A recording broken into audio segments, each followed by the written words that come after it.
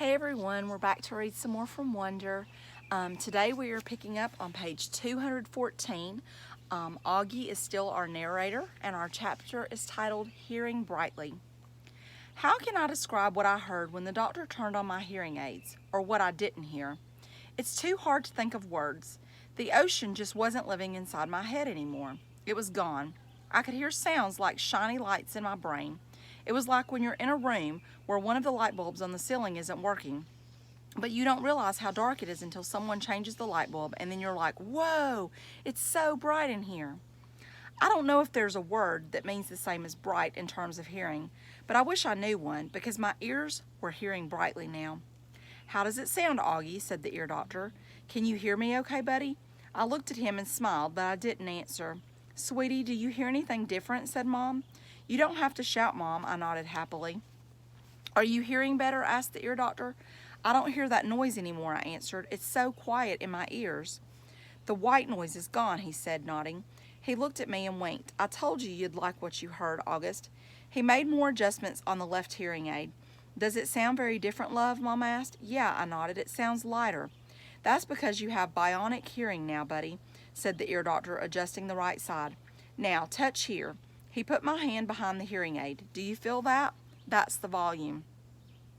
You have to find the volume that works for you. We're going to do that next. Well, what do you think? He picked up a small mirror and had me look in the big mirror at how the hearing aids looked in the back. My hair covered most of the headband. The only part that peeked out was the tubing. Are you okay with your new bionic Lobot hearing aids? The ear doctor asked, looking in the mirror at me. Yeah, I said, thank you. Thank you so much, Dr. James, said Mom. The first day I showed up at school with the hearing aids, I thought kids would make a big deal about it, but no one did. Summer was glad I could hear better, and Jack said it made me look like an FBI agent or something. But that was it. Mr. Brown asked me about it in English class, but it wasn't like, what the heck is that thing on your head? It was more like, if you ever need me to repeat something, Augie, make sure you tell me, okay? Now that I look back, I don't know why I was so stressed about it all this time. Funny how sometimes you worry a lot about something and it turns out to be nothing. Via's secret. A couple of days after spring break ended, Mom found out that Via hadn't told her about a school play that was happening at her high school the next week, and Mom was mad. Mom doesn't really get mad that much, though Dad would disagree with that. But she was really mad at Via for that. She and Via got into a huge fight. I could hear them yelling at each other in Via's room. My bionic Lobot ears could hear Mom saying, "But what is with you lately, Via? You're moody and taciturn and secretive." "What is so wrong with my not telling you about a stupid play?" Via practically screamed. "I don't even have a speaking part in it. Your boyfriend does. Don't you want us to see him in it?" "No, actually, I don't." "Stop screaming. You screamed first. Just leave me alone, okay? You've been really good at leaving me alone my whole life. So why you choose high school to suddenly be interested, I have no idea." Then I don't know what Mom answered because it all got very quiet and even my bionic Lobot ears couldn't pick up a signal. My cave. By dinner, they seemed to have made up. Dad was working late. Daisy was sleeping. She had thrown up a lot earlier in the day, and Mom made an appointment to take her to the vet the next morning. The three of us were sitting down, and no one was talking. Finally, I said, "So, are we going to see Justin in a play?" Via didn't answer, but looked down at her plate. "You know, Augie," said Mom quietly, "I hadn't realized what play it was, and it really isn't something that would be interesting to kids your age." "So I'm not invited?" I said, looking at Via. "I didn't say that," said Mom. "It's just, I don't think it's something you'd enjoy." "You'd get totally bored," said Via, like she was accusing me of something. "Are you and Dad going?" I asked. "Dad'll go," said Mom. "I'll stay home with you." "What?" Via yelled at Mom. "Oh, great, so you're going to punish me for being honest by not going?" "You didn't want us to go in the first place, remember?" answered Mom. "But now that you know about it, of course I want you to go," said Via. "Well, I've got to weigh everyone's feelings here, Via," said Mom. "What are you two talking about?" I shouted. "Nothing," they both snapped at the same time. "Just something about Via's school that has nothing to do with you," said Mom. "You're lying," I said. "Excuse me," said Mom, kind of shocked. Even Via looked surprised. "I said you're lying," I shouted. "You're both lying." I screamed at Via, getting up. "You're both liars. You're both lying to my face like I'm an idiot." "Sit down, Augie," said Mom, grabbing my arm. I pulled my arm away and pointed at Via. You think I don't know what's going on, I yelled. You just don't want your brand new fancy high school friends to know your brother's a freak. Augie, Mom yelled, that's not true. Stop lying to me, Mom, I shrieked. Stop treating me like a baby. I know what's going on. I ran down the hallway to my room and slammed the door behind me so hard that I actually heard little pieces of the wall crumble inside the door frame. Then I plopped onto my bed and pulled the covers up on top of me. I threw my pillows over my disgusting face and then piled all my stuffed animals on top of the pillows like I was inside a little cave. If I could walk around with a pillow over my face all the time, I would. I don't even know how I got so mad. I wasn't really mad at the beginning of dinner. I wasn't even sad, but then all of a sudden, it all kind of just exploded out of me. I knew Via didn't want me to go to her stupid play, and I knew why. I figured Mom would follow me into my room right away, but she didn't. I wanted her to find me inside my cave of stuffed animals, so I waited a little more, but even after 10 minutes, she still didn't come in after me. I was pretty surprised. She always checks on me when I'm in my room upset about stuff. I pictured Mom and Via talking about me in the kitchen. I figured Via was feeling really, really, really bad. I pictured Mom totally laying on the guilt, and Dad would be mad at her when he came home too. I made a little hole through the pile of pillows and stuffed animals and peeked at the clock on my wall. Half an hour had passed and Mom still hadn't come into my room. I tried to listen for the sounds in the other rooms. Were they still having dinner? What was going on? Finally, the door opened. It was Via. She didn't even bother coming over to my bed, and she didn't come in softly like I thought she would. She came in quickly. Goodbye.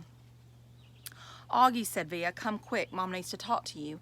I'm not apologizing. This isn't about you, she yelled. Not everything in the world is about you, Augie. Now hurry up. Daisy's sick.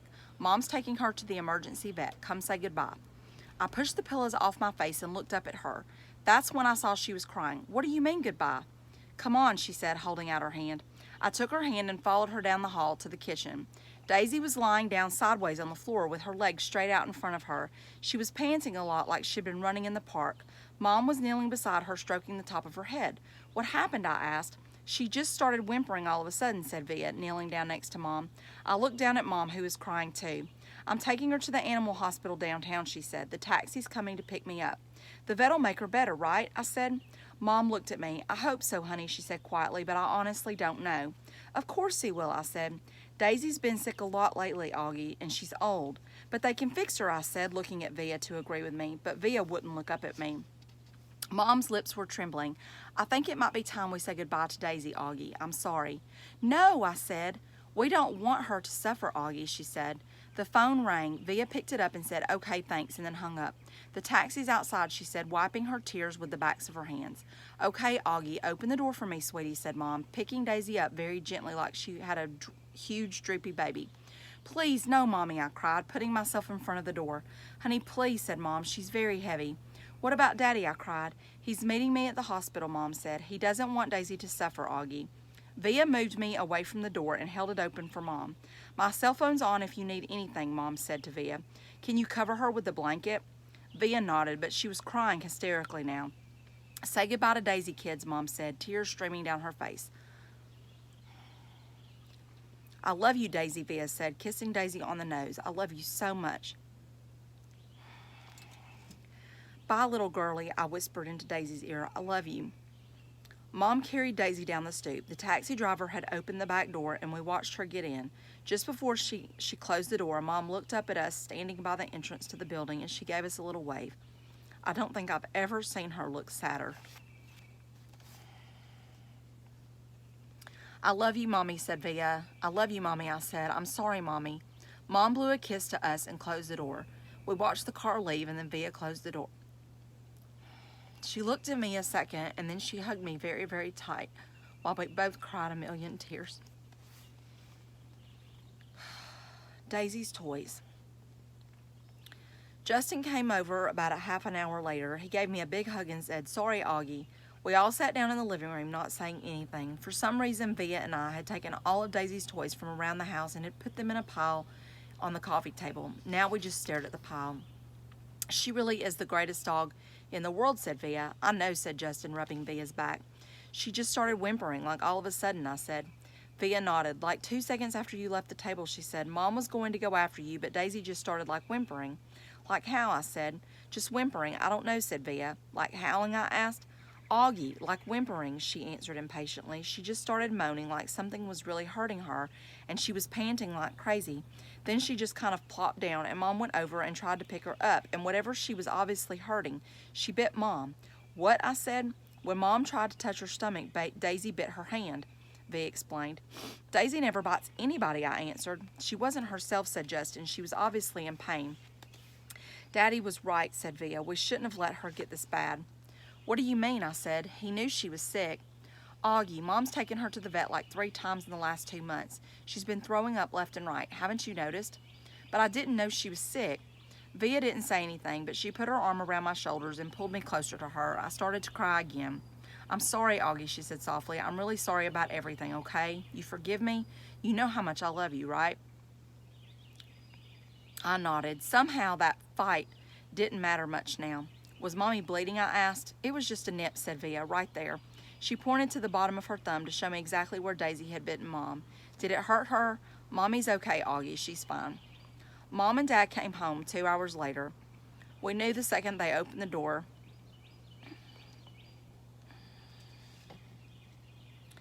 and Daisy wasn't with them that Daisy was gone. We all sat down in the living room around the pile of Daisy's toys. Dad told us what had happened at the animal hospital, how the vet took Daisy for some x-rays and blood tests, then came back and told them she had a huge mass in her stomach.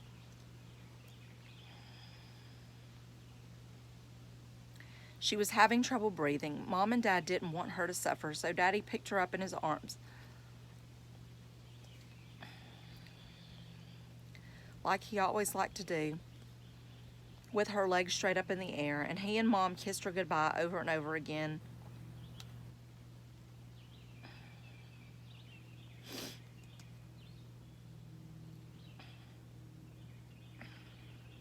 And whispered to her while the vet put a needle into her leg. And then after a minute, she died in Daddy's arms. It was so peaceful.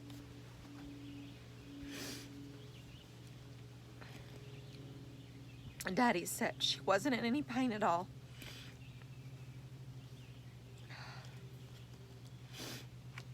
Like she was just going to sleep. A couple of times while he talked, Dad's voice got trembly and he cleared his throat. I've never seen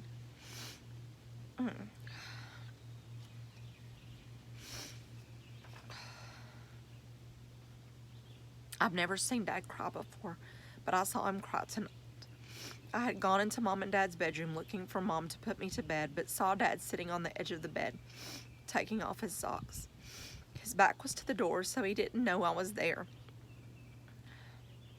At first, I thought he was laughing because his shoulders were shaking, but then he put his palms on his eyes, and I realized he was crying. It was the quietest crying I've ever heard, like a whisper. I was going to go over to him, but then I thought maybe he was whisper crying because he didn't want me or anyone else to hear him. So I walked out and went to Via's room, and I saw Mom lying next to Via on the bed, and Mom was whispering to Via, who was crying. So I went to my bed and put on my pajamas without anyone telling me to, and put the nightlight on and turned the light off and crawled into the little mountain of stuffed animals I had left on my bed earlier. It felt like that all had happened a million years ago.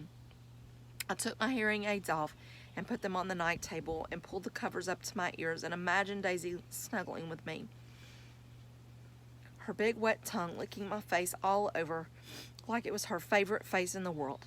And that's how I fell asleep. Heaven. I woke up later on and it was still dark. I got out of bed and walked into Mom and Dad's bedroom.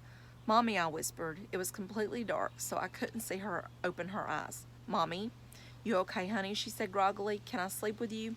Mom scooted over toward Daddy's side of the bed and I snuggled up next to her. She kissed my hair. Is your hand okay? I said. Via told me Daisy bit you. It was only a nip, she whispered in my ear. Mommy, I started crying. I'm sorry about what I said. Shh, there's nothing to be sorry about, she said, so quietly I could barely hear her.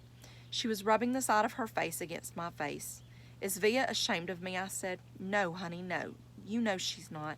She's just adjusting to a new school. It's not easy. I know. I know you know. I'm sorry I called you a liar. Go to sleep, sweet boy. I love you so much. I love you so much too, Mommy. Good night, honey, she said very softly. Mommy, is Daisy with Grands now? I think so. Are they in heaven? Yes. Do people look the same when they get to heaven? I don't know. I don't think so. Then how do people recognize each other? I don't know, sweetie. She sounded tired. They just feel it. You don't need your eyes to love, right? You just feel it inside you. That's how it is in heaven. It's just love, and no one forgets who they love. She kissed me again. Now go to sleep, honey. It's late, and I'm so tired. But I couldn't go to sleep, even after I knew she had fallen asleep. I could hear Daddy sleeping too, and I imagined I could hear Via sleeping down the hallway in her room. And I wondered if Daisy was sleeping in heaven right then. And if she was sleeping, was she dreaming about me? And I wondered how it would feel to be in heaven someday and not have my face matter anymore, just like it never ever mattered to Daisy. All right, we're going to stop there. I hope you enjoyed today. It was a little sad, but I will see you next time. Bye-bye.